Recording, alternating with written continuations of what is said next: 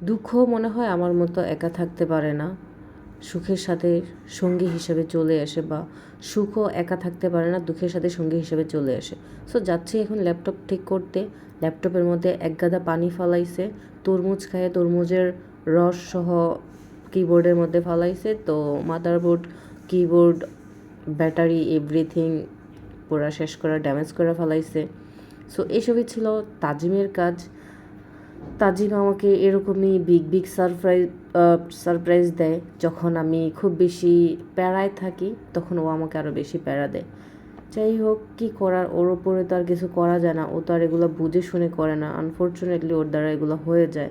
ও বাচ্চা পোলাপেন, এখন ওকে তো আর অত বকাঝকা করলে বা শাসন করলে তো আর আমার এটা ঠিক হয়ে যাবে না। তো কিছু করার নাই, আসলে এগুলা কপালে থাকে, এর জন্য হয়ে যায়। তো ইফতারের পর বের হয়ে গেলাম। তো রাস্তায় আজকে জ্যাম ছিল না, ভাবছিলাম যে আজকে বৃহস্পতিবার রাস্তায় জ্যাম থাকবে। এত জ্যামের মধ্যে এত বোরিং টাইম, একে তো রোজা রাখছি, তার মধ্যে আবার ইফতারের পর পর যাবো, টায়ার্ড লাগবে। আবার তাজিমকে সাথে নিয়ে কি একটা অবস্থা, তাজিমকে বললাম ওর বাবাকে একটু নিয়ে যেতে, নিয়ে গেল না। তো আমাকেই নিয়ে যেতে হচ্ছে। তো তাজিম, আমি আসলে তাজিমকে দেখার মতো, আমাকে দেখার মতো না। আমরা দুইজন ছাড়া আমাদের আর কেউ নেই, আমরাই আমাদেরকে দেখাশোনা করি। যাই হোক, তাজিমকে ছাড়া আমি কোথাও যেতে পারি না, তাজিমও আমাকে ছাড়া কোথাও যেতে পারে না। আমরাই দুজন দুজনের সঙ্গে।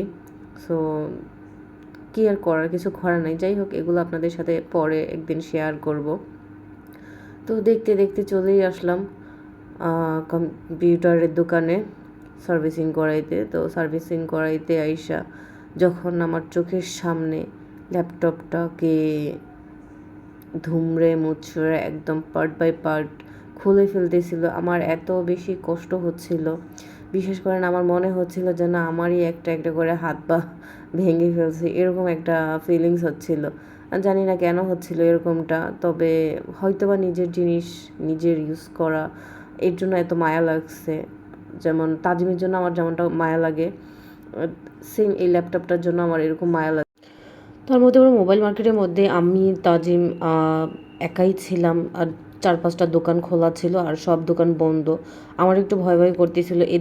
এদিকে আবার তাজিম ঘুমায় ঘুমায় যাচ্ছে, ঘুম ঘুম ভাব। তো তাজিমকে নিয়ে আমি মানে এত পরিমাণে ভয় পেয়েছি। তার মধ্যে আবার বর্তমান পরিস্থিতিও কিন্তু খুব খারাপ।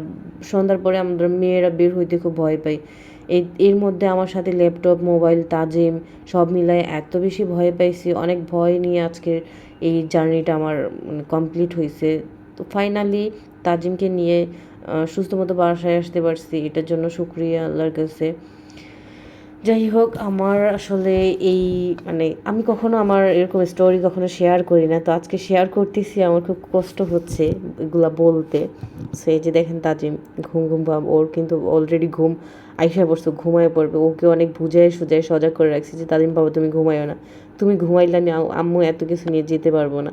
সো ও না ওই কথাটা শুনছে, ঘুমায় নাই। ও অন্য সময় রিক্সাতে ঘুমায় যায়, বাট আজকে রিক্সাতে ঘুমায় না, ওর অনেক ঘুম আসছে, তারপরে ও কীভাবে যেন কন্ট্রোল করেছিল। যাই হোক, সবাইকে অনেক ধন্যবাদ ভিডিওটা এত লং ভিডিও ধৈর্য ধরে দেখার জন্য। আর সবাই বেশি বেশি করে কমেন্ট করবেন, রিয়াকশান করবেন, এবং যদি সম্ভব হয় শেয়ার কমেন্ট করে অবশ্যই পাশে থাকবেন।